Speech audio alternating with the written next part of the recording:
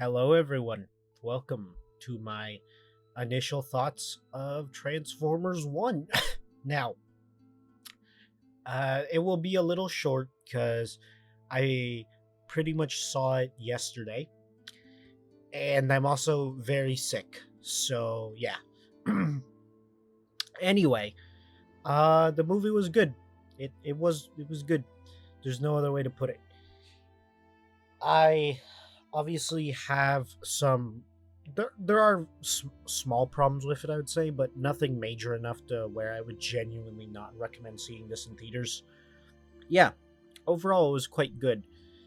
There Everything just holds up super solid, but unfortunately, no matter how good this movie is, it's not doing very well at the box office. Partially, I think because of that is dude, the marketing for this is so bad.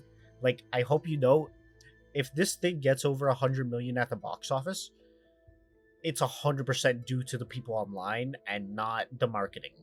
Like, I don't know who put these trailers together, but ban them. Like, please don't listen. Like, I don't, I don't like being mean, but like, dog, the kitchen is burned down. Never cook again. Never cook for Transformers again. Uh, because okay, this film does initially have a much lighter tone than the Bayverse, especially to start off. However, the second half does have a lot of dark and mature themes, and it does have its own quiet moments. So comparing that to how it's portrayed in the trailer as like a crazy kids movie and then action show, you know, and that's it.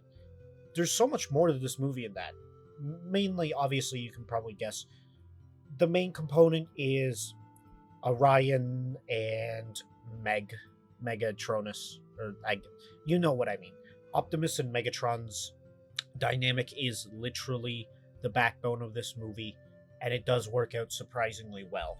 Now, I wouldn't necessarily say it's like worse than maybe I don't know most.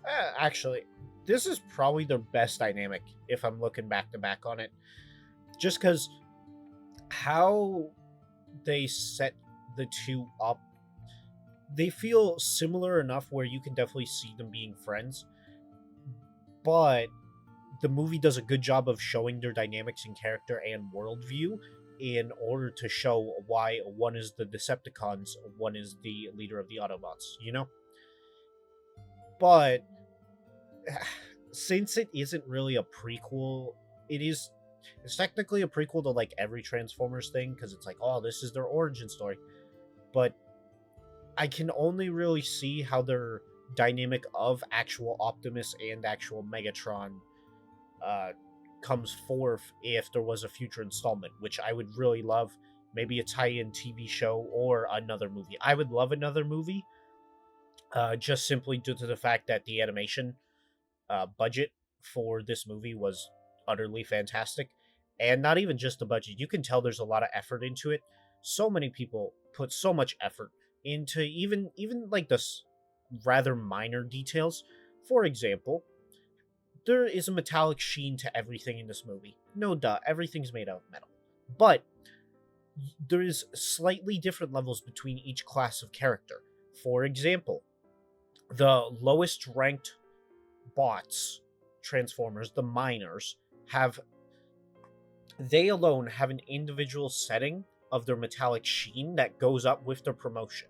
For example, Alita has a shinier body than Orion when we first get introduced to them. Then, when they get upgraded, that metallic shine comes up once again. Then finally, when Orion becomes Optimus and same with Megatron, they are fully shiny, they are fully upgraded, and just even a little detail like that is rather nice. On top of that, everything about the film is just good.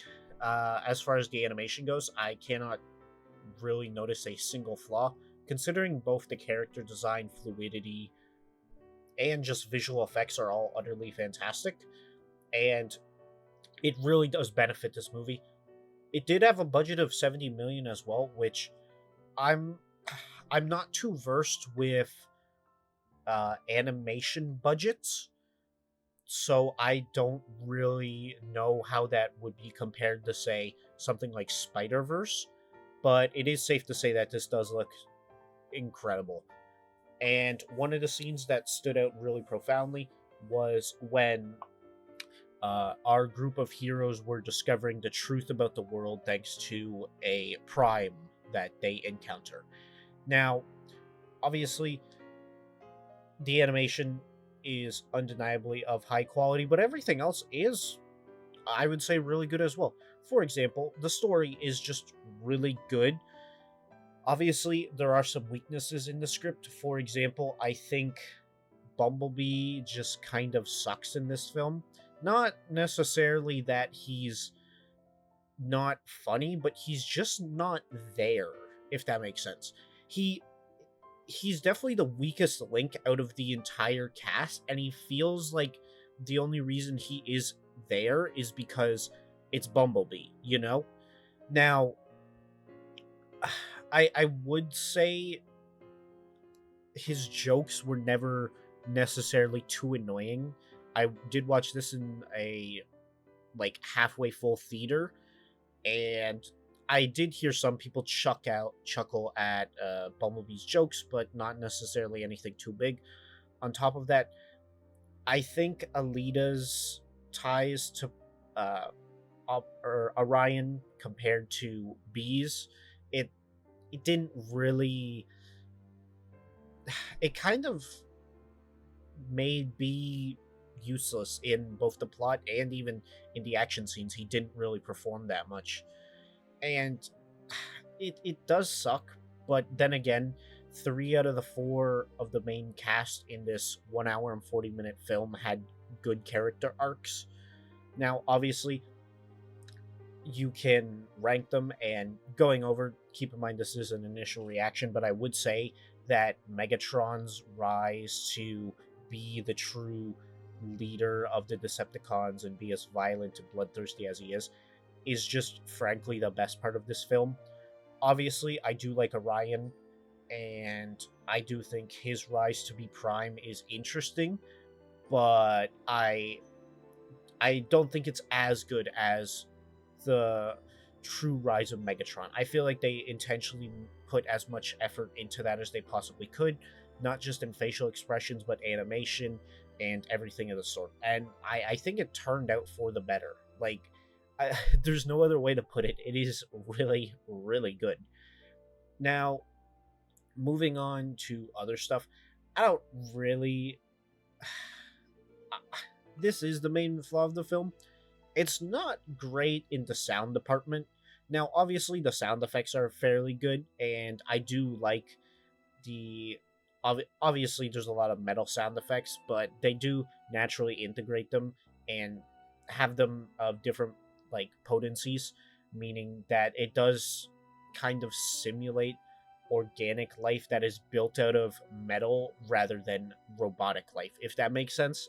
I know it's a weird thing to say, but you kind of get. I hope you understand what I mean. Unfortunately, though, I would say musically it's quite all right, but it's just not great like the rest of the film. And then the other thing I need to talk about, the vocal performances. All right, they're all okay, but they're not the greatest. I don't want to be mean, but when you have a film that is like this, and it was struck by, you know, characters being themselves, or not themselves. Basically, the characters of this film are like the main reason anyone is going to remember this, okay? It's not going to be the action. You're not going to beat Michael Bay at action scenes, okay? Especially for a Transformers film. So why are people here? People are here for the two main leads, Optimus Prime and Megatron, seeing their origin story. And the writing aspect of it, it's really, really good. I cannot over, you know, overemphasize that. It's super good. But the voice acting, it's fine. It's not as great as I would like it to be. Unfortunately, it is kind of a byproduct of just animated movies in general. Like, they got, hey, can you guess who is the main lead for this animated movie role?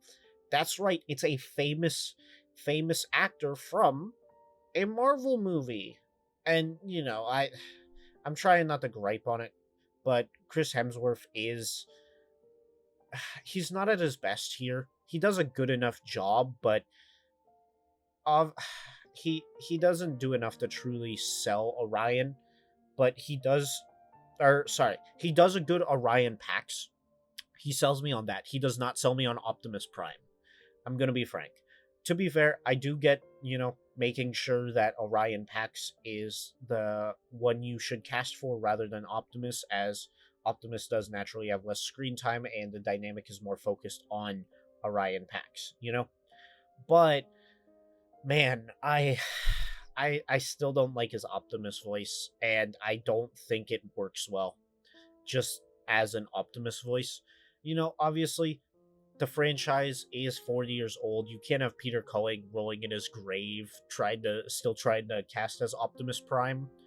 But by the way, that is a joke. It's probably not going to age very well, but simply put, the Transformers franchise is 40 years old, and Peter Cullen cannot voice Optimus forever. You are going to need to change out the voice cast, but I would rather have them put in someone who does a really good job as Optimus rather than him turning into, hey, which celebrity will be voicing this Transformer? And thankfully, it doesn't undersell the movie, but it is noticeable enough where you just hear it. And to be fair, that is a byproduct of just being so famous, because, hey, you were kind of in Endgame, that's kind of the highest grossing film ever in one of the biggest film franchises to ever exist, period. So, I, naturally, you're going to be able to pick out Chris's voice from a crowd. And I'm trying not to be mean. He does do an alright job, but I guess when the entire film is so good, having something be alright does noticeably make it stick out like a sore thumb. But yeah, I would say overall it is serviceable and doesn't take away that much from the movie, and it's more so a minor problem. To be fair, I also think that the average person is not going to care as much because, I am a big Transformers fan, so how Optimus and Megatron are presented, along with even Alita 1 and Bumblebee, it's very important. But, average fan, they might just go, hey, cool, I know that guy. I know who he's voicing, right? Anyway, I've been rambling on for quite a while now, so I think I'm gonna hop off. But before I do, I would like to give my final ranking. My ranking is watch it, please. This needs to get more. It's probably the best Transformers film, but now it's time because I'm giving this a 9 out of 10.